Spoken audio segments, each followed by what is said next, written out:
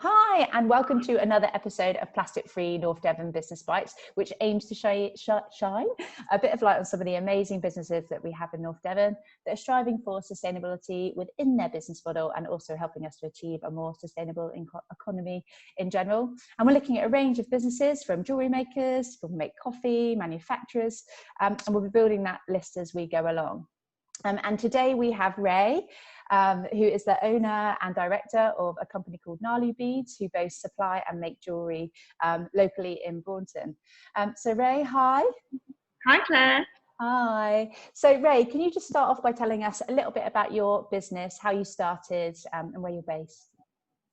So, yeah, of course. So we are a small jewellery company in North Devon. We're based in Braunton.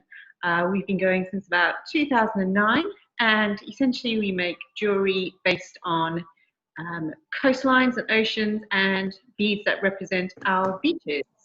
So it's kind of like a collect your favourite beaches and create jewellery with it sort of concept. Amazing. Yeah, you basically collect sand from all different places around the UK to make beads that collect people's memories, essentially. Yeah. I know, because I collected lots of them from Scotland for you. Yes, you did. Thank you. So can you just tell me a little bit about your ethos and ethics behind your business and what kind of drives you to your own model, your kind of own business model? So essentially we want to be more than just a piece of jewellery. So the whole idea and concept of Nalu is to collect your memories and have those forever. So more than just something that you just wear once and don't wear again. You collect and you keep it, and yeah, it becomes part of your story through your journey across different beaches that you visit and holiday destinations and just general memories. So yeah, we wanted to make it quite personal to people and have something that means something to them. Kind of connecting them to the places that they most love, I suppose. Yeah, exactly. Yeah. And maybe the ones that they want to protect. So all goes hand in hand. Yeah, of course. Okay, so what tools have you used on your journey that you feel like have helped you become more sustainable? Because you obviously maybe didn't think about these things at the beginning, and I know that you only overtook the business. I can't remember what year it was. What year did you ever take it over? Well, I've been here for going on 8 years now. So we are business going into its 11th year now. So I kind of came in at the end of its second year, going into its third year. Okay. So yeah, right in the beginning, it went from very small to very big quite quickly, with a lot of demand for the beads. And each one has to be individually handmade. So the problem was the supply and demand. Hence, they moved the manufacture of the beads to China. Which over time became difficult with the rising minimum order quantities and the logistics of getting glass over to China and, delays. But more importantly, the fact that we couldn't have as many different designs as we wanted to. So back in 2016, we decided to start moving the manufacture back to the UK, which is when we moved to our unit here in Braunton, so we could house our own lamp worker and have a studio so we could make our beads, and started finding out workers with skills to make our beads so that we could bring all glass manufacture back to the UK, which we have finally done. So since 2017, every Nalu bead that is made has been manufactured right here in the UK. Most of them right here in Braunton, but we also have a small team of art workers that kind of they have their own small bead business, but they make beads on the side for us, and so we can supply all our stockists. Amazing. So all your people that make your jewelry essentially based in the UK now, rather than anywhere else in the world. Yeah. So cutting out, the kind of logistics having to go to China and bringing it all back to UK manufacturing, and also trying to all the suppliers that I buy my raw materials from also being independent UK businesses. So I think trying to support them as well. That must be saving you a hell of a lot of carbon footprint, not having to transport those beads from all that far away. Yeah, that's it. It'd be interesting to see. You should almost do like a carbon calculator from before and see what it is now. And it'll be interesting to see what the difference is. Okay, is there any other tools that you use in terms of, I suppose, when you make your jewellery, how do you ensure that your customer's not burdened with too much waste?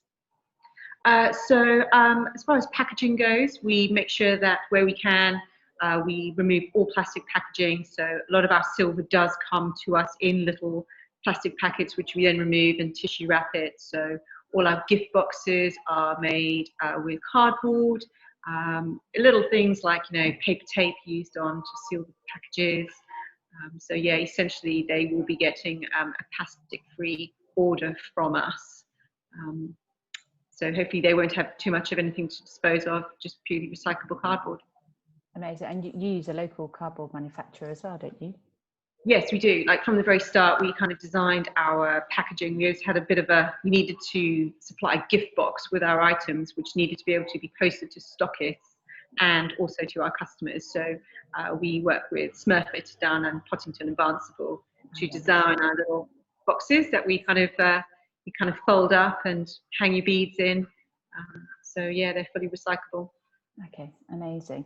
And what challenges have you had to face with following your business model? Are there anything in particular that you've had to overcome?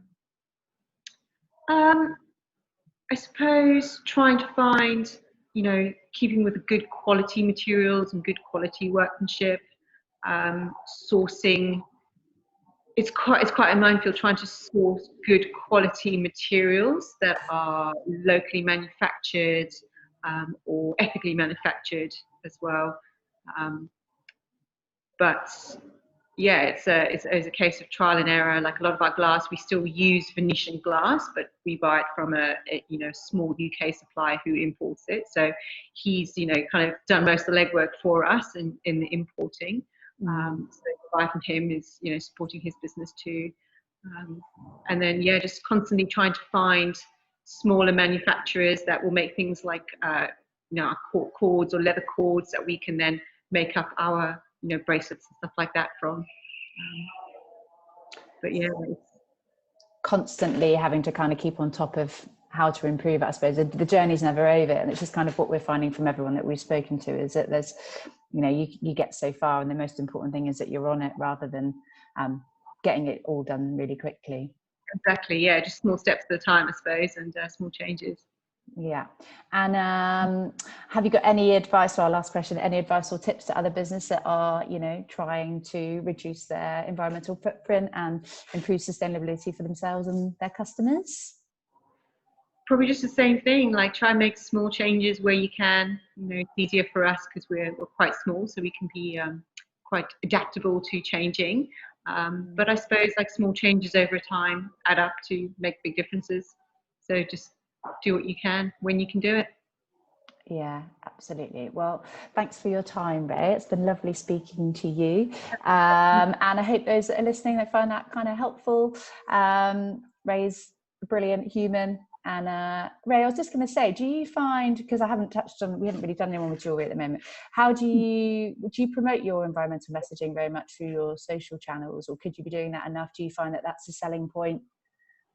Yeah, I suppose it is. Like you kind of forget about it. Every now and again I do like a little post about our packaging and things like that. But I could definitely do more. We like to, I suppose, like the biggest things that we do is kind of being involved with charities like Plastic Free North Devon, Surfers Against Sewage, and charities like that they're the ones out there doing the legwork, but supporting them and maybe kind of trying to find some more people that we can support in that way. Yeah. Oh yeah, because you have your charity bead selection, don't you? How many have you got on there now? I think we're on about 8 now. So always looking for charities to support with a bead. So there you go. If you're a local charity and want a bespoke bead made locally here in North Devon, you know where to go. Okay, sorry. I just added a new question into there, just off the cuff. Again, thanks for your time, Ray, and we'll see you soon. Thanks, Claire. Bye. Cheers.